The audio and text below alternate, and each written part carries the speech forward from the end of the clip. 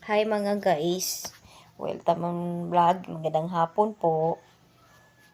5 na malapit, nag-vlog pa rin tayo. Kaso lang, meron akong sabihin sa iyo na nag-vlog kayo. Di naman kadali yun kaso lang talaga guys, mayroon akong beatbox mamaya. Dapat kantahin ko yon. Ang mga basis ay amang inggit ngayon. Panangalaman na ako ang kwentuhan. Ang mga bases ay lang mamainggit ngayon. Huwag mo sasaktan kay walang kasalanan. Nakalimutan ko yung kanta niya. Mabentenan mo si Marcos. Si Marcos mga musin. Hindi na mga musin. Masama talaga yan. Yan pala yung kinakanta ko yung Norman Mangusin yata. Dapat talaga i-memorize ko yung kanta ko. Bago yun yata yung nagkopya.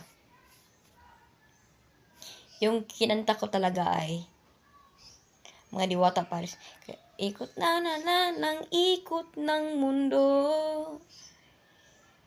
Palainanan ng ating itong gusto. Abi ng sabaan nila. Ikanana nila. Nangin ng atang ako'y yung diwata. Ayan.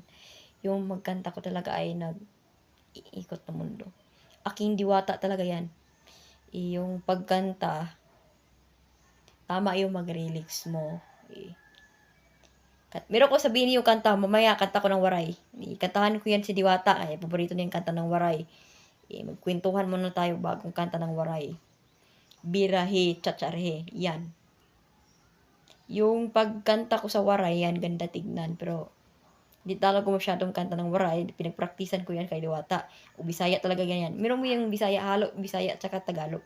Halo, Bisaya, tsaka waray. Pero, okay lang yung basta merong waray yung kanta. Kung puro Bisaya yan, mahirap na. Yung,